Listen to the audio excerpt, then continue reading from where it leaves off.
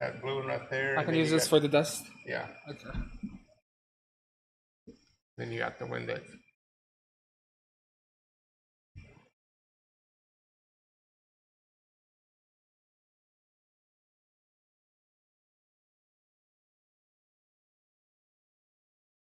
All right.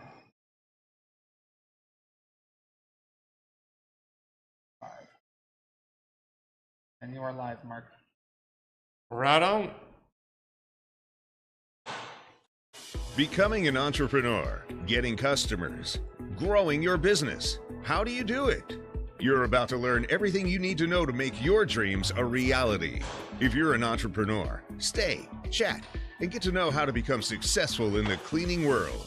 Our company provides a wide range of services that include pressure washing, auto detail, solar panel cleaning, and window cleaning.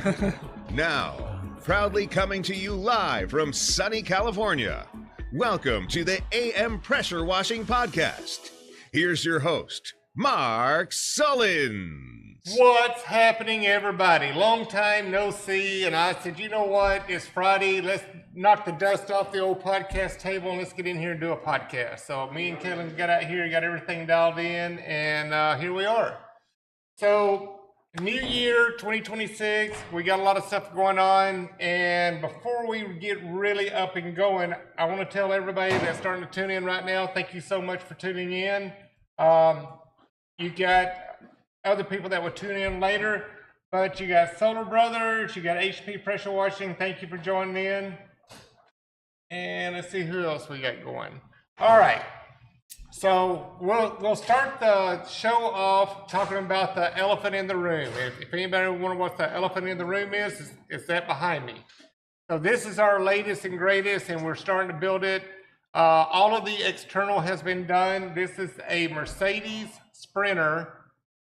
It's a long wheelbase, high top, 1-ton dually, and it does have a diesel engine in it.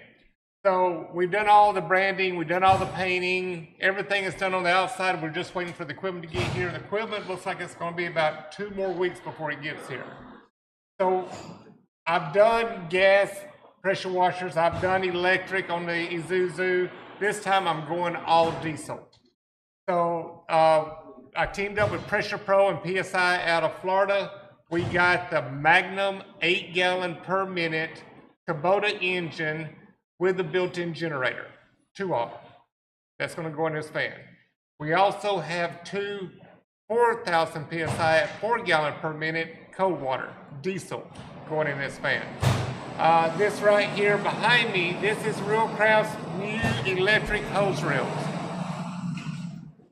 So they have brackets where you can combine these hose reels and stack them and everything else. So I did a double stack with one up on top. The one up on top is the inlet water hose. That one's going to supply the big tank for the 2 8-gallon per minute hot water units. And you got 2 more tanks, one for degreaser and one for DI water. So you can see the manifold that I put together with all the ball valves, the plug-ins, the tip holders. I even did a drainage system. You plug all your hoses into that manifold, and water will drain out of a hose and go through the floor of the van. That way you don't have water dripping inside your vehicle. So as you already know, I'm pretty anal when I come to build stuff. How I lay everything out and engineer everything.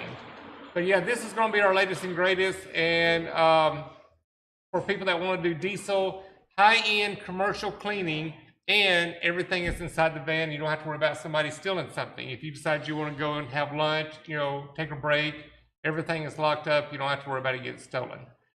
This van is going to be going on the road. November, it'll be at the SEMA show in Las Vegas. February next year, it will be at the World Ag Expo in Tulare, California. We have another company in August is talking about taking it to Orlando, Florida, to a big pressure washing convention down there. So we'll have to shuttle the van down there. But that's pretty much what's going on with this van. So, we just got, like I said, we just got all the painting and branding done on it. So I just wanted to kind of give it a little notoriety on it, let people know. We've already done some filming on social media when I first, picked it up and we, brought it here to the shop. But now you can see how far it's come. So you can, all the black molding, black mirrors, black grills, black door handles, all of that was painted white. So your branding will stand out and you don't have all this black taken away from it. Painted the wheels blue, our signature color, and we'll be doing the blue bed liner on the inside.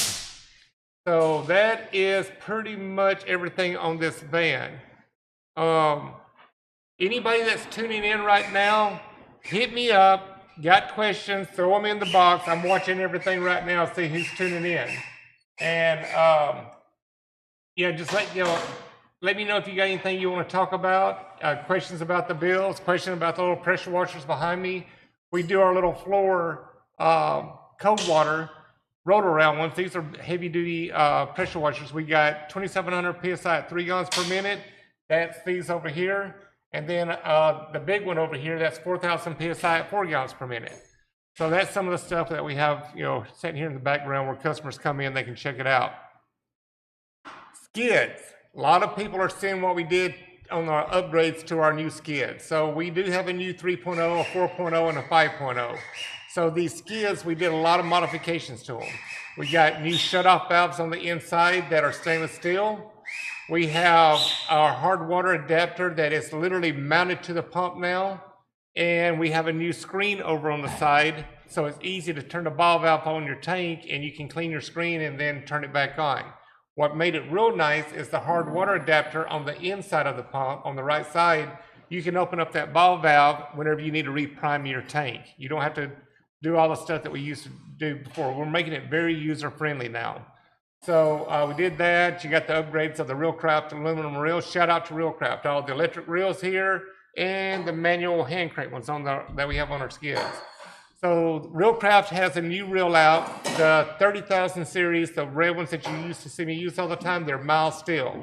So a lot of people out here in this world now are using DI water, bleach, HS, and it's corroding and eating up the reels. No, not no more. They built them out of aluminum with all stainless steel plumbing. So that problem is over with now.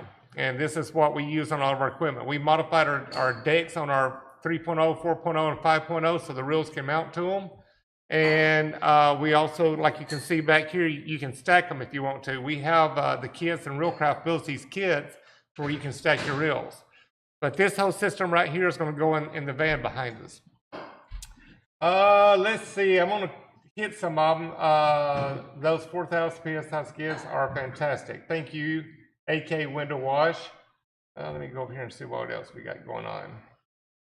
A lot of people just join. I want to be like D&B when I grow up. Right on.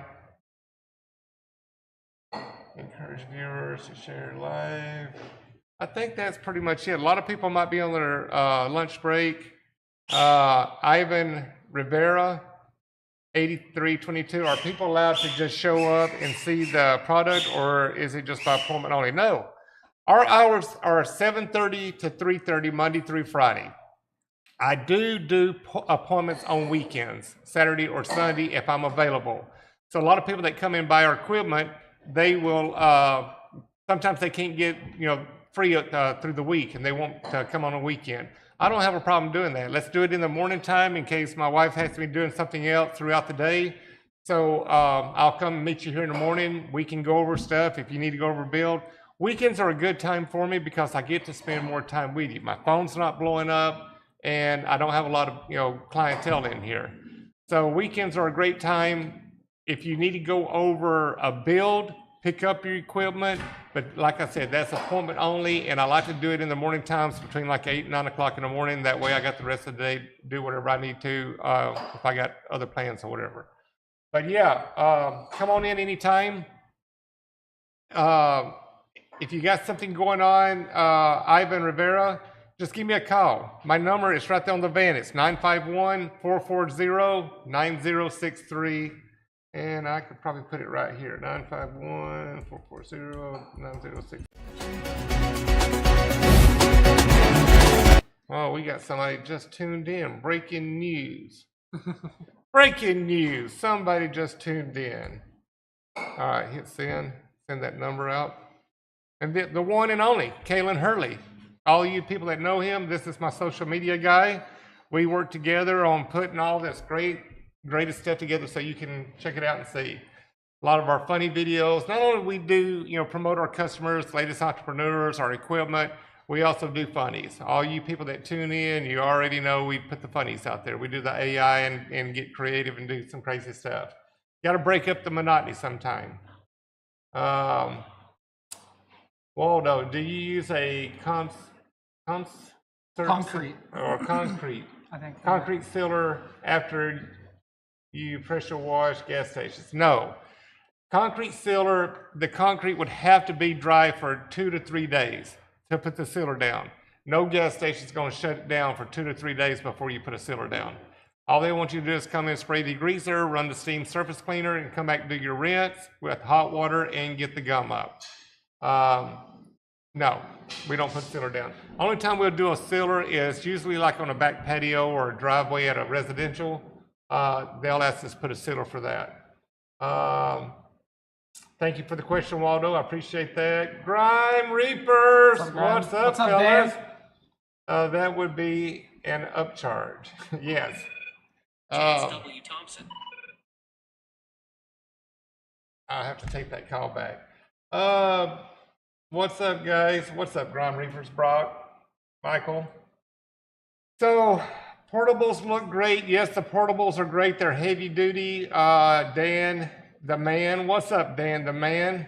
We know who that is. The one and only Jeff Hurley. He's over here cleaning up the dust around the place. We do a lot of welding and fabricating. It gets dusty in here, so we're in here. It's Friday. It's a little slow today. We've been busy all week, but it's been nice that it kind of slowed down a little bit. We can clean up here and we can do a podcast. I don't know if anything else is up that we can talk about. If anybody's got anything they want to talk about, let me know in the chat boxes on all links. So we're live with YouTube, Facebook, Instagram, and TikTok right now. So if anybody's got anything they want to talk about, got any questions they want to ask me, by all means, ask. Let's talk about something. I had a guest today, but the guest flaked on me, and you know who you are. So, but that was okay. It was a good friend. He had other stuff going on, and I told him, I said, come sit down. I get tired talking by myself. I run out of stuff to talk about. But let's see. Let's go over some aspects right now. So this is the time of year. We're getting done with income tax, so people are spending money to get upgrades, to get new equipment. By all means, give me a call. If you need anything, we'll be more than glad to help you out. I go over this every year. So now people are starting to go through DI tanks like crazy. So they're doing a lot of solar panel cleaning right now. Let your customers know if you got bird issues, go ahead and clean the nest out, clean up around them, wash up underneath them, but let them know that you're going to do the bird proofing. Talk them into the bird proofing, and you get that done in November, December, and January. That way it's not so hot. You're not burning your butt or knees up on the roofs trying to get down to do all the wire mesh and the zip ties and all that, the clips. So plan that for November, December, and January, bird proofing. Right now, you just want to go up there and get the panels clean for the summertime, so you got the heat out. You want to get that power generated. Go out and start pounding the payment. I mean, we're already in April, guys. It's, we're almost halfway through April now, or a third of the way through April. So start going out and pounding the payment, get those accounts, hit people up. The problem that I am seeing, and I get people that come in all the time, is you got these low ballers. So all you low ballers out there, if you got questions and you want to know about pricing, call me. I'll help you. We need to get everybody on an even plane with pricing when it comes to solar panels. I heard somebody tell me the other day that they were charging $5 per panel for residential. Guys, if you got 30 panels, think about it. You're not getting hardly paid nothing for your time out there. You spend all this money on your equipment, your skids, your rotary brush, your water-fed brushes. That's a lot of money that you're spending, and you're not getting your money back.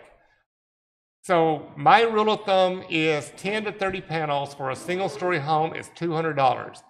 With that, you get a roof inspection, take pictures of broke tiles, check the gutters to make sure they're not plugged up, look underneath the panels and see if you got bird nests and they need to be cleaned out, and then check the panels and see if there's any damage, burnout arrays, cracks, or anything like that.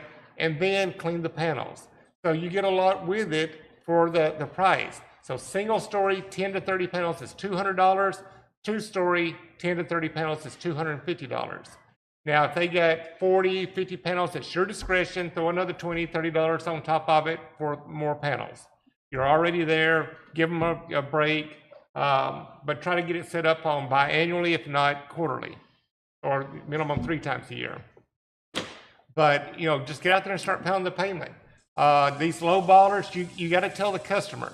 Whenever they throw that in your face, say, oh, I got a guy that's going to do it for $5 a panel. You always let them know, well, you get what you pay for. Are they going to report a broke tile if they get up there and they break it with their feet? Are they going to tell you? No, they're not going to tell you. Are they going to fix it? No, they're not going to fix it. They're just going to go up there and get them panels as cleaned as quick as they can and get off there.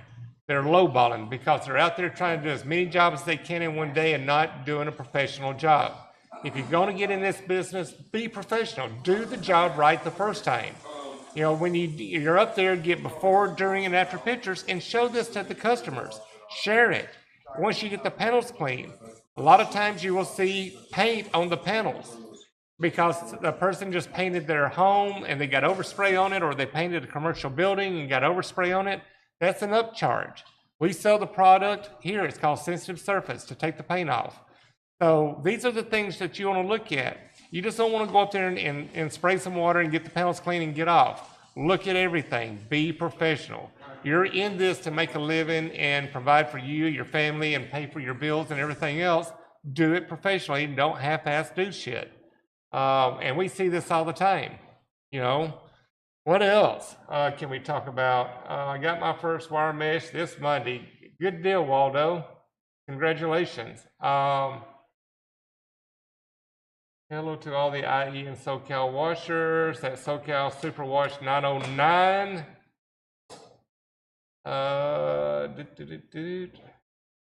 Go back over here to this one. You got Dan the Man. 2 true panels are hot. Roofs and clips are hot. Messes.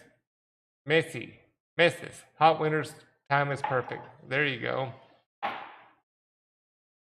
All right, I think I'm good over here on the Pumas.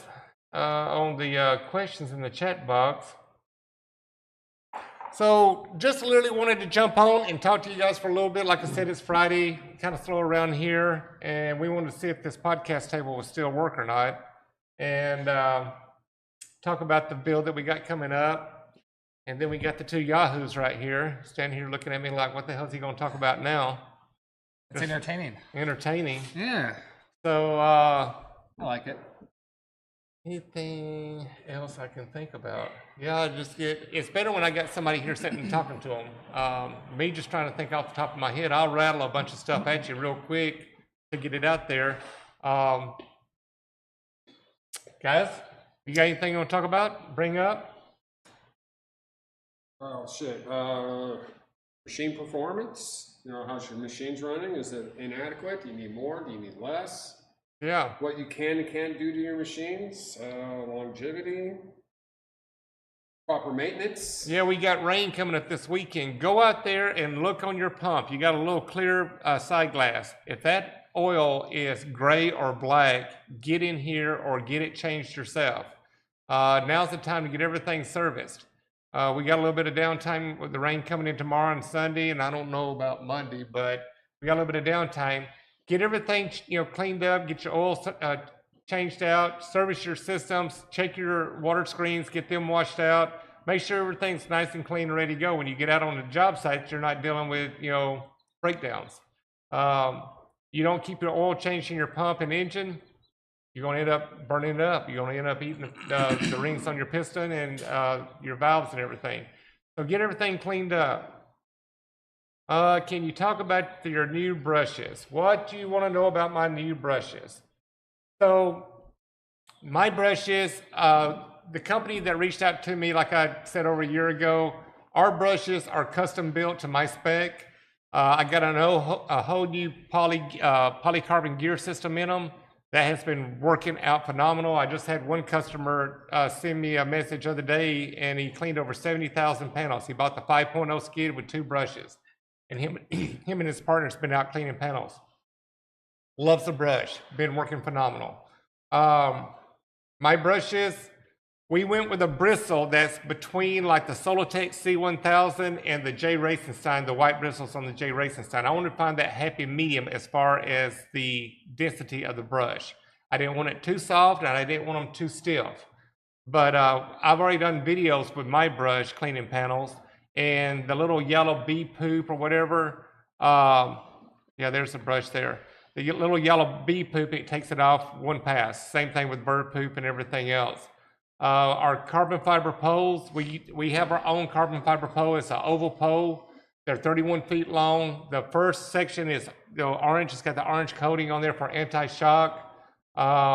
We got the adapter that's oval as well, so our poles do not twist. They stay lined up with your latches. The latches are aluminum handles with stainless steel bolts. We put a new stainless steel ball valve on the end with a stainless steel M22 fitting. I finally found some. So we do use the M22 fitting now. Our parts are universal with the Solotech C1000. I have had customers that are local that own the Solotech C1000 already come by, and I've done gear replacements for them. Some of them, like water screens. You have a little filter screen in there. Sometimes those get eat up, from the DI water. I got replacements for those. Our splash guards are custom built as well. They're universal. You can flip your brush from one side to the other.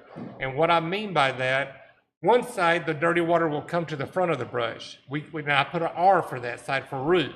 So if you're in a roof and you're cleaning downward, you want the dirty water to go to the front so you can push the dirty water off. When you're on the ground, you flip the brush over, flip your splash guard over, and for the ground side, the dirty water will come towards you and you pull the dirty water off when you're cleaning uphill. So my brushes are universal. You can flip them from side to side, and the splash guards are universal. All you Solotech people out there that own a Solotech, your splash guard only fits on one side. So you don't want to be bringing dirty water back uphill when you're cleaning, on a roof. If you need a splash guard, I do have splash guards in stock, and you can flip it over and use the splash guard universal for both sides. We do have replacement bristles. I can get the new brushes if you're looking for bristles.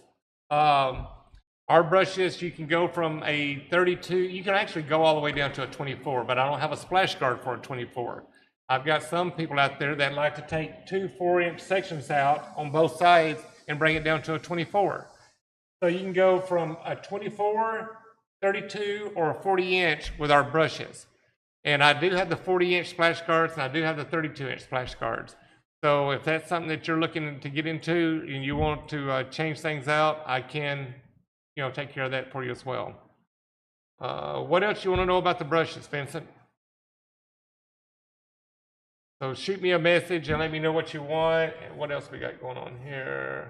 I've got something. What's up? So lately we've been having a lot of surging engines lately. A lot of guys are bringing their machines back out. The rainy season's over and they're out making side money, making good money, making some money.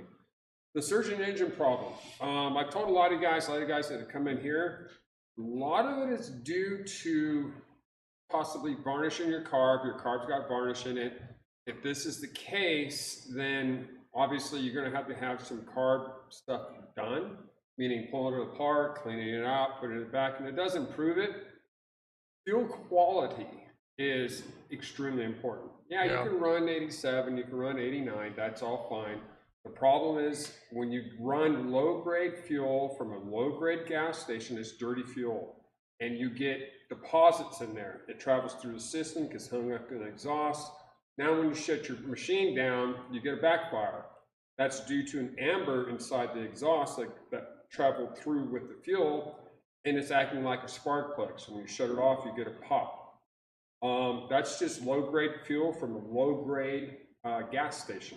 Try to avoid that. Let me jump in. So we've noticed when Jeff is working on one and we take a carburetor apart, as soon as we take the float bowl off, that bad fuel makes the inside of the float bowl look like it's sandpaper. It really corrodes it up. We've tried seafoam, we've tried everything. So what do we do in the long run, Jeff? We changed the carburetor out. So I bought cases for the GX200. I bought cases for the the GX390s.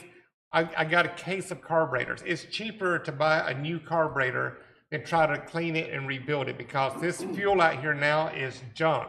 Remember the days where you could let a car sit for over a year and go out there and crank it up and it run fine? No more. After 90 days, fuel is terrible. We even, our fuel caddy, we put 91 octane in our fuel caddy now. I don't even buy cheap fuel no more. It costs a lot of money, but you know what? When we test our skids and put fuel in our engines, you got 91 octane in there. The problem in the wintertime is people get slow and they don't work November, December. They put their skids up. And the way you do this is you shut your fuel off. You got that little black lever. Shut your fuel off, crank your engine up, and let it run till it shuts all the fuel off. You got a hose. You can drain your tank before you start it up for the next season.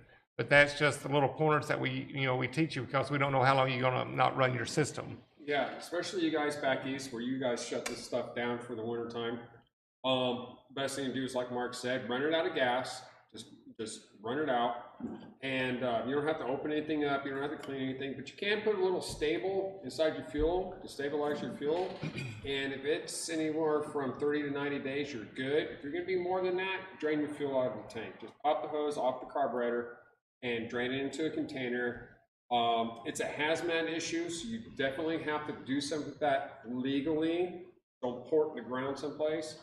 Now, here in California, a lot of fire stations will accept it, and I don't think they charge for it. But get rid of that dirty fuel. Try not to create your headache for yourself, and just maintain your system. Other than that, you should be fine.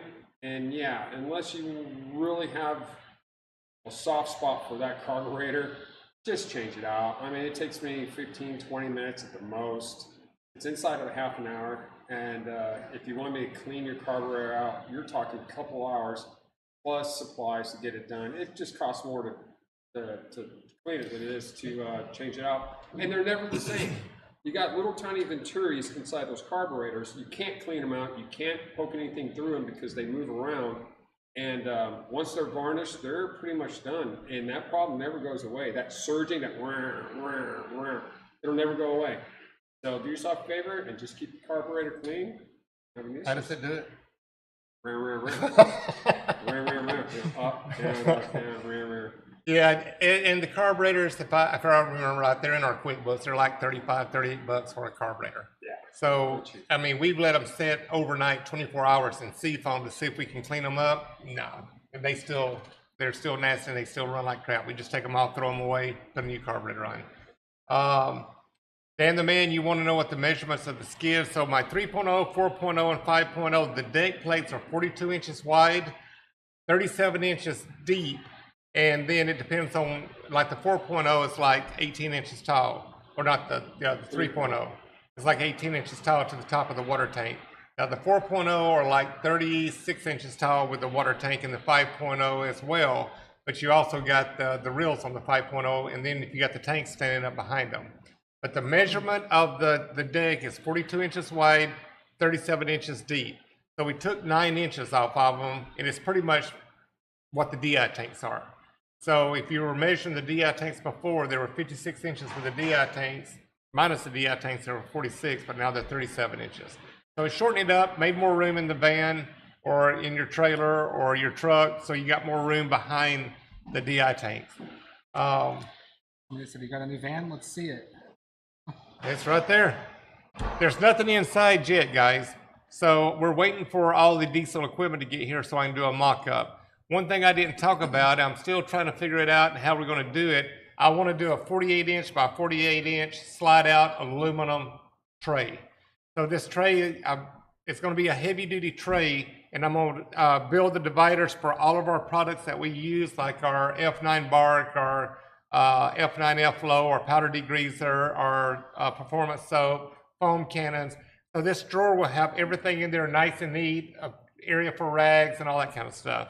Toolboxes, but it'd be on a big slide out, and I want to put my pressure washers up on top of it and the slide out down below. That was one thing I didn't talk about. But I'm waiting for the equipment to get here because we got to figure out how we're going to put everything in there. The hose reels, I want to put the hose reels over here on this side, open up the side door and pull the hose reels right out. That way it goes straight up to the customer's house. We call it curbside. Pull everything out, go clean, roll everything back in, off to the next job. Well, I'm about out of everything. I see Speckless Solar. What's up, Josh? Ron Farrow. Oh, okay. Let's see. Hey, guys. SoCal Waterworks. I want to give a shout out to everybody. Everybody, thank you so much. Grime Reapers, Brock, Michael, Dan the Man, Ivan Rivera, Vincent, Christopher Coates. What's up, Christopher? Happy Friday, brother. I bought a new rotary brush. Works awesome. You bought your rotary brush. Yep. Just purchased a soft brush that attaches to your pole. Can you explain how it works with your 4.0? So he's talking about the water-fed brush. So our poles that run the rotary brushes, we have a kit. It comes with a 24-inch brush, a 13-inch brush, the gooseneck, and the fittings that will attach right to your pole. So what you do is the ball valve on the end of our poles is what you turn that on, but you got to turn it on slow. If you turn it on too fast, you can overpressurize it too quick and blow your hose. We idle our engine down, and then once we get it turned on, you can idle your engine up just a little bit. I put my handle where the breather's at. So these are the brushes. So you got a 24-inch, a 13-inch. There's another piece right here, it's your gooseneck, and then you have the hose that goes over to the fitting that will screw into here. It's a brass M22 fitting that screws into the stainless steel fitting right here. And then this is a ball valve that you use to turn the brush on and off. So these are our new stainless steel ball valves. These are attached to ball valves. So when you turn it on, you just turn it on real slow. And then when you do this thing, a lot of people are using this to clean solar panels. But you can also use it to clean windows. So you've got two sizes you can clean from. But yeah, these are our water-fed brushes and our poles right here. So this is the ones I was telling you about. The orange coating, this is anti-shock. And then when you open it up, this is carbon fiber as well, but then right here you'll see the crosshatch. Instead of the wraparound, these are crosshatch carbon fiber, aluminum handles, stainless steel bows. The way you adjust these is you tighten them up with your fingers where them latch. You don't open them up and tighten them and then force it down and you break your handles or you break your plastic. You tighten them up with them already closed. That's why we have these little grippy knobs right here and you can tighten them. The oval or the adapter is oval. That way it don't twist neither. And that's how we do these things. Our carbon fiber poles, most carbon fiber poles are 80 millimeters thick. All your water-fed poles and all that stuff, ours are 120 millimeters thick. We build ours a little bit thicker because you're dealing with a rotary brush and these go all the way out 31 feet. So at 31 feet, you want to be able to control the brush without all this flex and play in an 80 millimeter pole. Ours are more sturdy and more strong to be able to move the brush around. Everything we do, pretty much everything we do around here, we custom build it. A lot of people that are out there in the world that do retail stores, they don't go out in the field clean. All they do is sell pressure washers and hoses and whatever.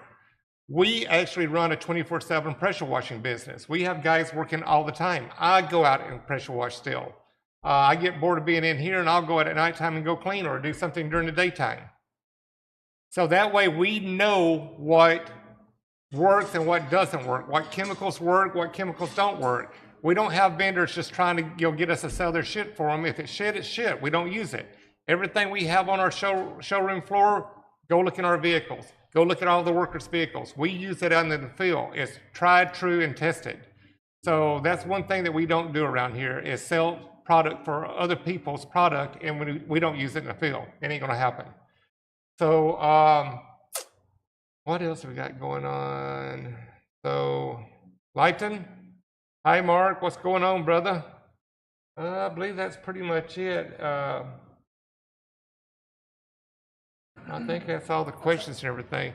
But yeah, all right, guys. I don't want to keep you guys all, watching us forever today. I just want to touch bases with you, knock the dust off the podcast table, and just go over a few things. But if you got questions, give me a call. Hit me up anytime. If you want to come in and see equipment, I've already had somebody wanting to come look at the equipment. Ivan Rivera, come on in. But guys, gals, everybody that tuned in, thank you so much. Christopher Coates, you have a great weekend too. Thank you for everything as well.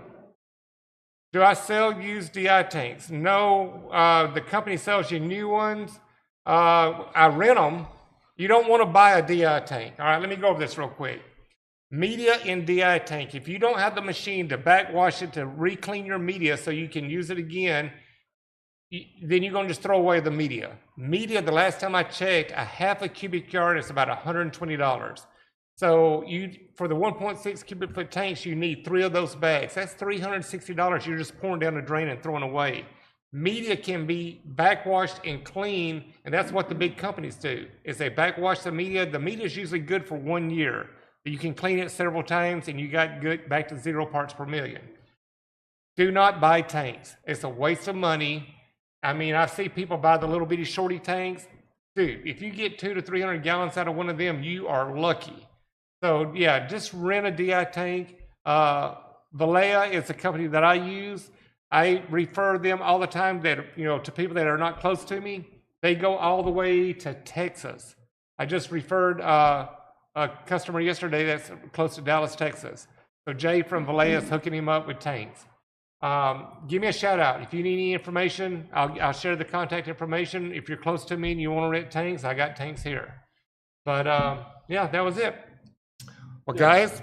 Yeah, I was going to say, as far as I know, the tanks are expensive if you can get one. They're over $1,000 for a blank tank. Then you got to have it filled. Well, no, they're $1,080 with it filled.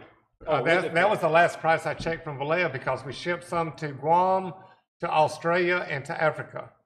So we did ship DI tanks with the customers because they didn't have no resource where they were at.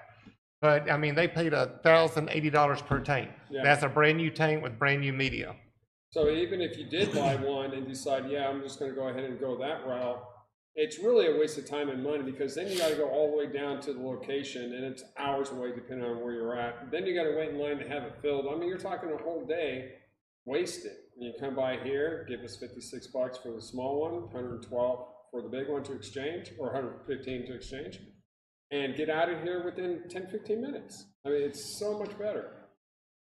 And I'm a person that likes to buy stuff. I'd rather buy it than rent it, but in this case, it's better than rent. Yeah, rent the tanks because it just costs too much, and you don't want to just waste media and pour it down the drain or throw it in the trash because it can be reused. It costs too much. $360 to fill one tank? No. All right, guys. Well, we're going to wind it down. We want to tell everybody Happy Friday. Wish everybody a good weekend. I know we got a little bit of rain out here in California. It's supposed to be coming in. I don't know how much, but for everybody else, thank you for tuning in. Thank you for following. Thank you for subscribing. And thank you for being our customers. Everybody, have a great day. Peace and love. Thank you for joining our podcast today. Hope the knowledge we passed on to you helped. Please tune in next week for a brand new show and surprise guest. From AM Pressure Washing and your host, Mark Sullins, have a great day and be safe.